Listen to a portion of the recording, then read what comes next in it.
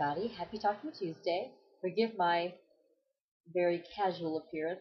It is Sunday night, and I am starting this video a couple days early because I know I'm going to not have a lot of time tomorrow and Tuesday. So, I'm really excited. I actually finished a craft. Um, I've been working on my Regency outfit, and I have not cut my fabric yet. I just haven't had time and have been way too nervous. But I did manage to finish my bonnet.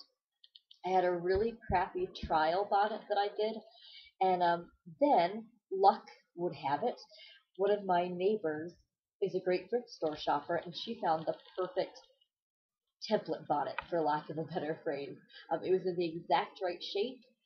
Everything about it was perfect, and so I was able to make a bonnet, and I'm pretty happy with it. I'm not gonna lie. I used a tutorial that Alia passed along to me, which made the process a lot simpler. The straw hat that I worked off of, it's just this right here. It had the rim. I didn't have to do anything to the rim. I didn't have to cut the rim, thank goodness. The only thing I really had to do to alter the hat was there was a straw bow on the back, and it was cute, but I wouldn't have been able to make the fabric cap to fit over it. It would have been really awkward, so I took that off. And then at that point, I measured the brim and measured um, how high it was and from rim to top, and used those measurements in that tutorial to make the cloth cap. And it was pretty simple. It was essentially a tube of fabric which you pleat onto a fabric circle, which you then pleat onto a hat band. And I just the same fabric that pretty much turns it into what looks like a really dorky looking chef's hat.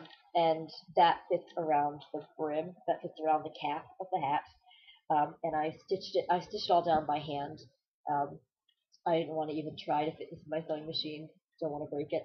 So I stitched that down by hand, and I then um, I put the ribbons or the ties on next, and I mean again by hand, but I did a couple of layers so it would be nice and strong. This isn't going anywhere. And then I took the same ribbon, or the same ribbon but a different length of ribbon, cut it to go around. In the back, I made the seam in the back, and you can't really see it, so that turned out not too shabby. And I tacked it all the way around. It's not as smooth as I would like, but you know what? You can't really tell, and no one's going to be looking that close. And yeah, so it is looking kind of crooked on my head at the moment, but one then can tie the ribbon about one's neck.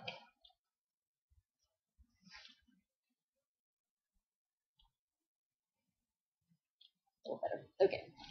And one has a bonnet. So yay! I'm excited I have a Regency bonnet. I just want to wear it. I want to wear it out and see what happens. I should probably wait until I'm dressed to go along with it. I'm going to look really, really stupid. And figure out how to get these ribbons to hang down a little bit. There we go. So there is that. So my next step is just cutting into my fabric and going for it. Once I get started in the dress, it's very, very simple. The most complicated part is the bodice, because it's an empire waist bodice. It's very, very small.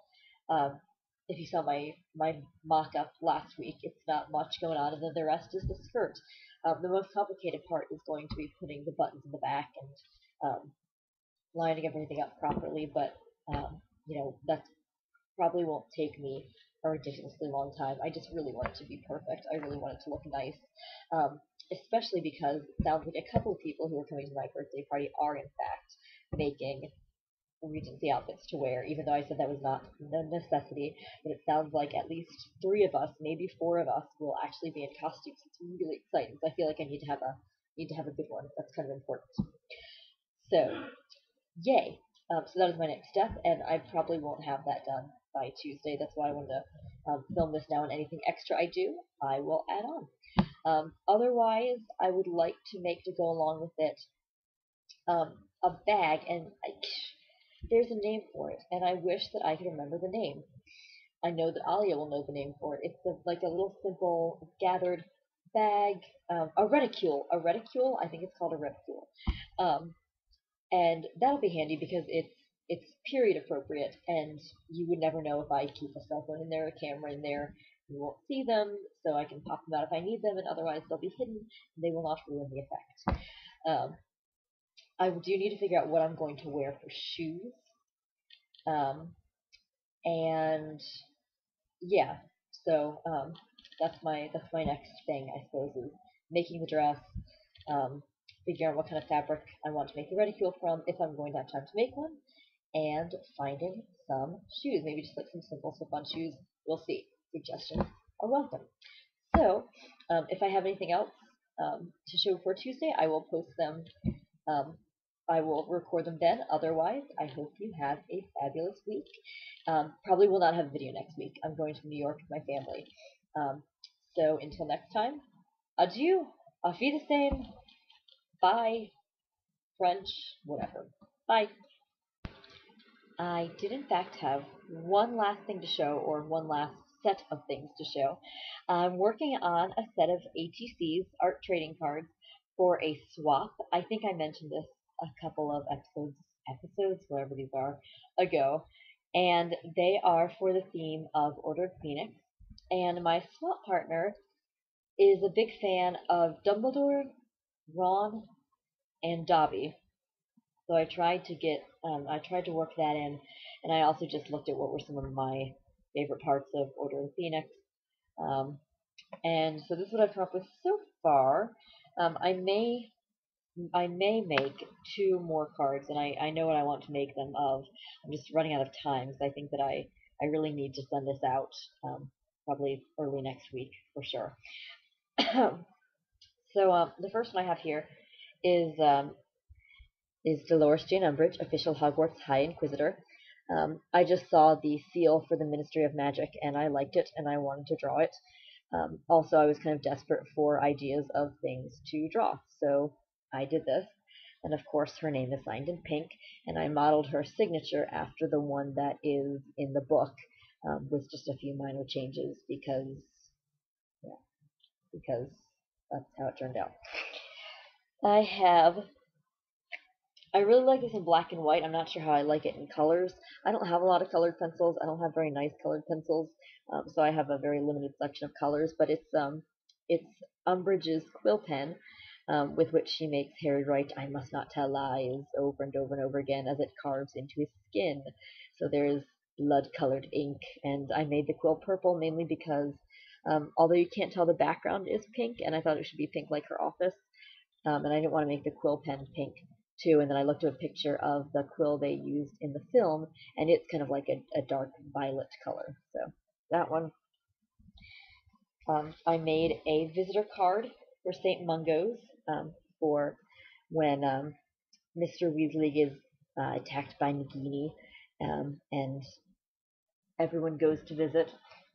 Kitty's playing in the corner.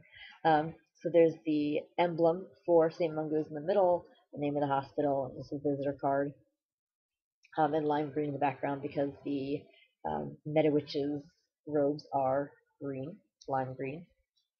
One of my favorite lines is Hermione when she says to Ron, "Just because you have the emotional range of a teaspoon, it doesn't mean we all have." Um, when Harry snogs Cho and doesn't understand why she's crying. Um, I like how this one turned out. I thought it was pretty cute. The colors on her shirt turned out really weird because I didn't have a really proper maroon color. So at first it looked like an orange and yellow shirt. So I added some little darker color on top, and meh, whatevs. And she loves Dumbledore, so I did Dumbledore when he comes to Harry's trial at the Ministry. Um, and, of course, he walks in and says, "Albus Percival over Brian."